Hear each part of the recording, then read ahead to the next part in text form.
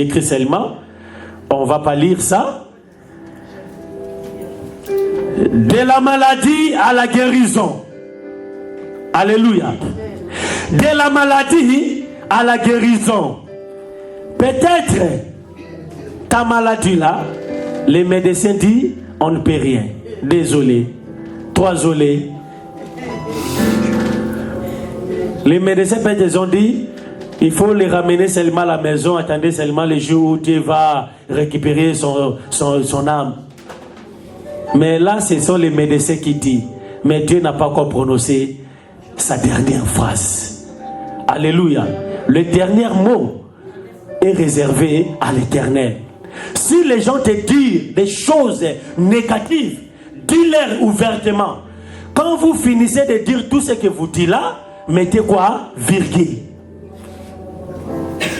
Alléluia. N'ayez pas peur. N'ayez pas aussi honte. Dis-leur, après me critiquer, après avoir me critiqué, après avoir m'humilié, après avoir m'injurié, quand vous finissez, mettez quoi? Virgule. Parce que Dieu va continuer la phrase. Même l'endroit où les gens t'ont maudit, Dieu va arriver dans cet endroit-là pour prononcer la bénédiction. Alléluia.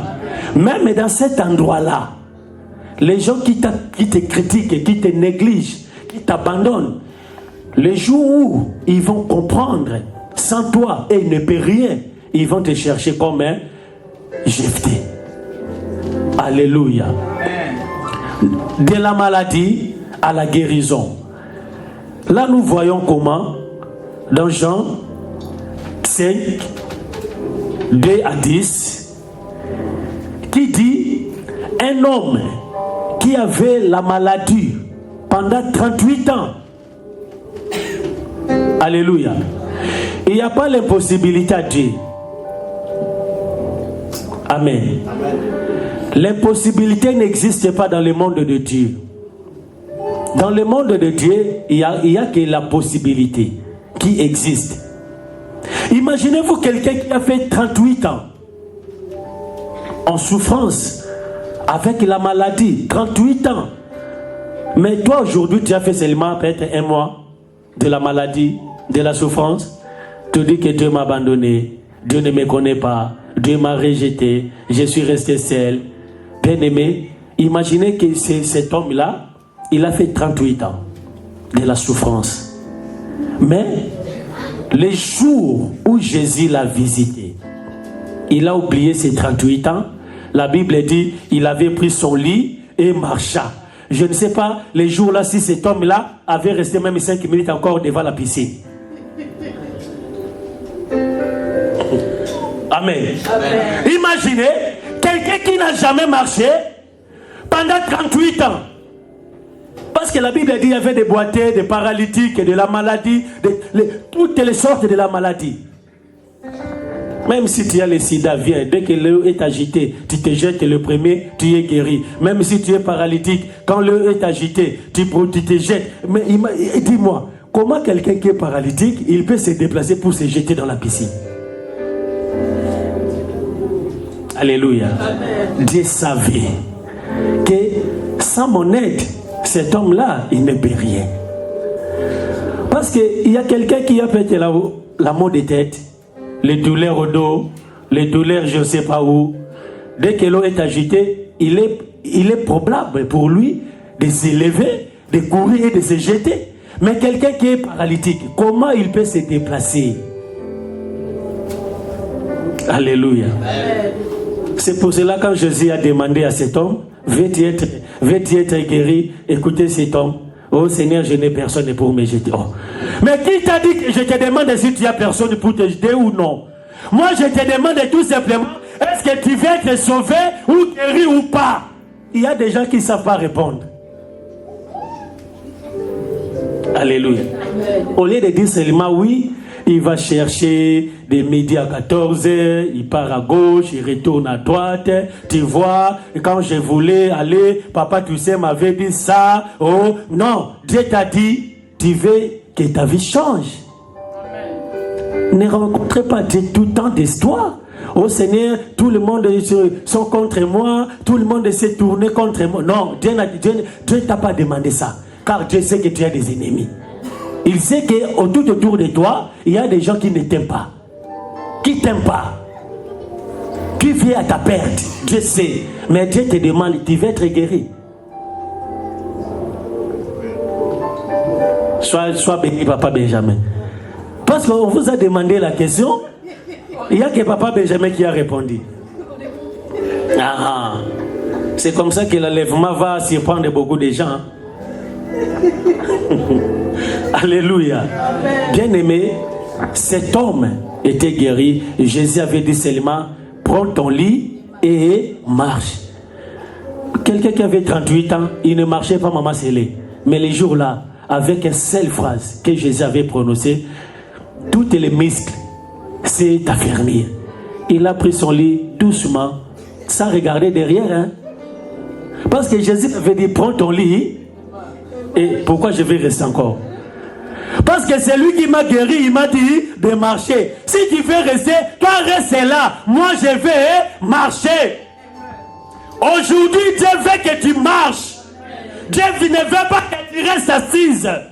Dieu ne veut pas que tu restes toujours à pleurer, à se lamenter, à chercher des raisons par-ci par-là. Non, c'est que Dieu veut que tu prends courage. Lève-toi et marche. Suis ta destinée. Alléluia. Il faut suivre ta destination, ta destinée. Ne restez pas là. Parce que là, il n'y a personne. Tu as fait 38 ans là-bas, personne n'a pas aidé. Personne. Il n'y a personne qui t'a aidé. Alors, Jésus t'a sauvé. Pourquoi tu veux rester? Il y a beaucoup de gens qui sont comme ça aujourd'hui. Ils ont eu la grâce, ils ont déjà été sauvés par le sang de Jésus, mais ils sont là pour se lamenter. Oh, moi je suis là, je suis venu pour accompagner seulement les autres. Moi je ne sais pas si je vais réussir, je ne sais pas si j'aurai le travail, je ne sais pas si j'aurai les papiers, je ne sais pas si je vais faire ça. Non, moi je dis, si toi tu es venu dans ce monde accompagner les autres personnes, moi je n'accompagne personne. Si les gens réussissent, moi aussi je vais réussir. Tout ce que les gens font, s'ils réussissent avec ça, ils avancent avec ça, moi aussi je vais avancer. Je ne peux jamais reculer, je vais toujours avancer. Car Jésus m'a dit de prendre mon lit et de faire quoi? De marcher. Alléluia. Ne restez pas là. Jésus t'a déjà dit de marcher. Lève-toi. Arrête de pleurer. Arrête de se lamenter. Arrête de se tourmenter.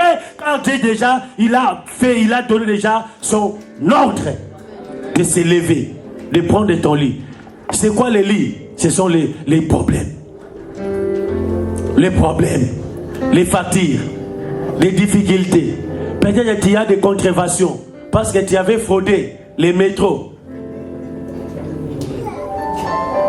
Alléluia. Tu as des contreventions. Peut-être la contrevention là, tu l'avais eu ou pendant que tu partais pour calomnier.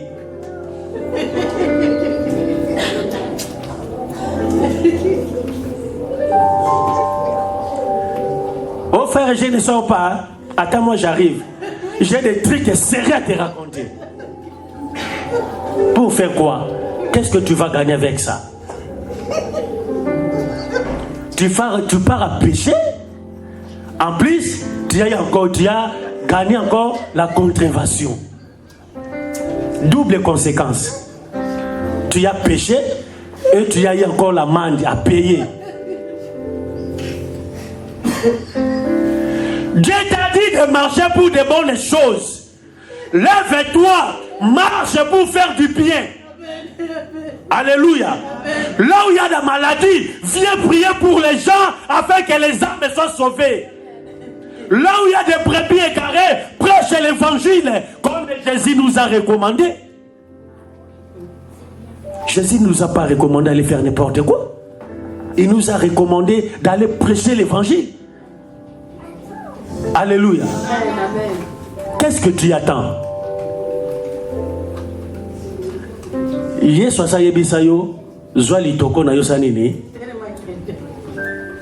Maintenant pourquoi tu es là? Tu es resté assise. Jésus t'avait déjà dit de prendre ton lit et de partir.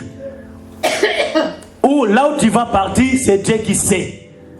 Parce que lorsque Dieu avait ordonné à Abraham, Dieu n'avait pas indiqué l'endroit. Dieu avait dit seulement, quitte la maison de ta patrie et va à la destination inconnue. Hein? C'est comme ça qu'Abraham avait quitté la maison de son père. Hein? Sans l'endroit fixe que Dieu l'avait indiqué. Dieu l'a dit seulement, sortez.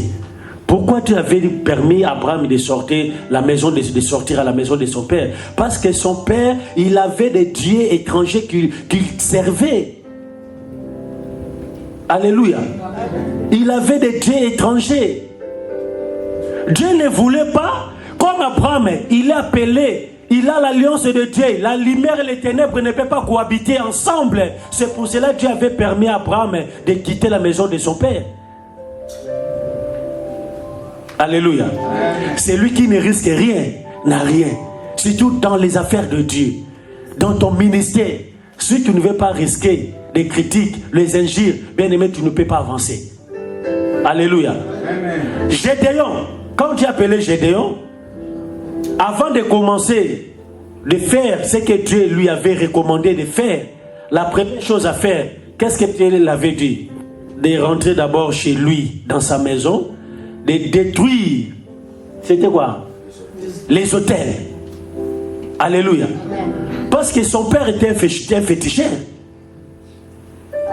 Bien aimé, je vais te dire une chose. Si Dieu veut faire quelque chose à toi, Dieu ne va pas regarder ton origine. Alléluia. Dieu, il regarde ton cœur, il regarde ce qu'il a mis en toi. Que ce soit tes parents sont des sorciers, bien aimé, Dieu a voulu que tu sors de cette famille-là. Même s'ils ont des gens qui ont des fétiches, qui pratiquent la sorcellerie, la magie, mais Dieu a voulu que tu puisses être né dans cette famille-là. Il lui-même sait comment il va te protéger. Alléluia. Gédéon avait risqué. Il est allé renverser tous les hôtels. Que tous les villages, ils venaient chaque matin pour se prosterner devant ces hôtels. Mais regardez maintenant, parce que ces hôtels-là, ils représentaient leur Dieu. Mais il a risqué d'être ennemi de tous les pays pour sauver l'honneur de Dieu. Alléluia. C'est pour cela que Jésus dit, tout ce qui veut me suivre, il va tout abandonner. Alléluia. Amen. De la maladie à la guérison, je crois qu'on va s'arrêter là.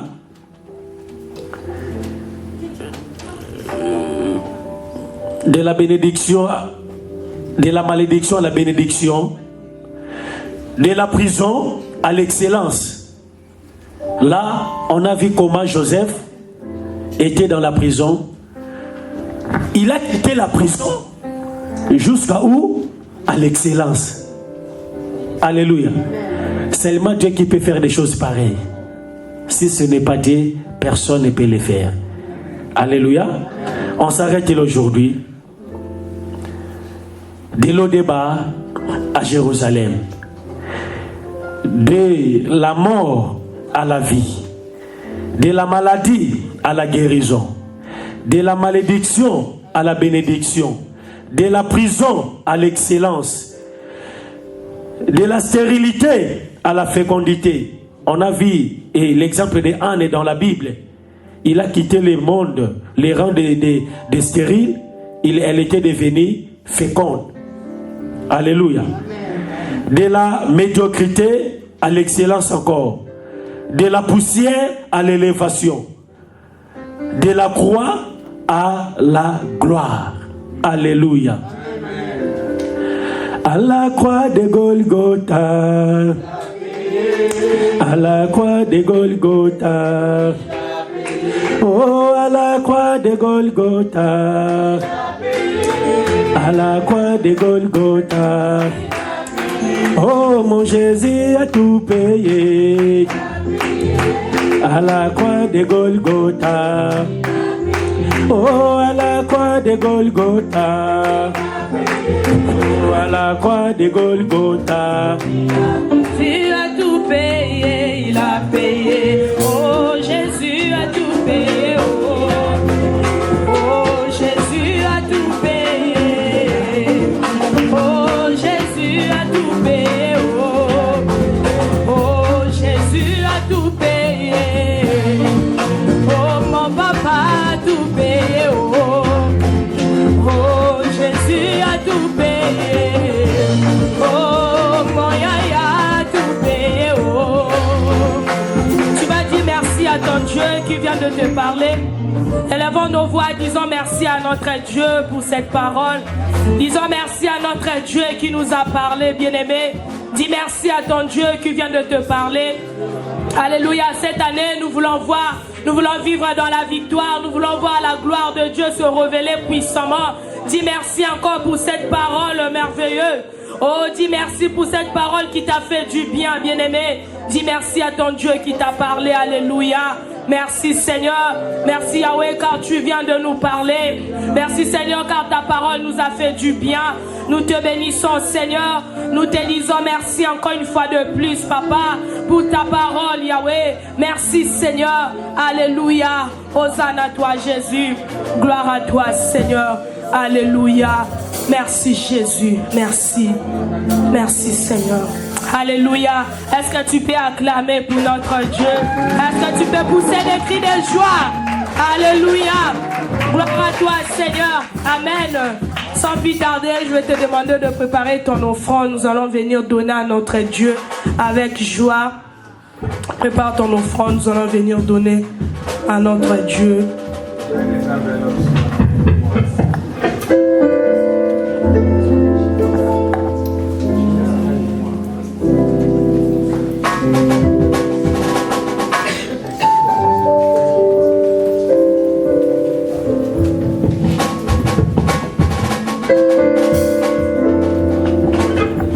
En même temps aussi des enveloppes. Si vous avez besoin, juste vous levez la main, je vais passer pour vous les donner. Les enveloppes.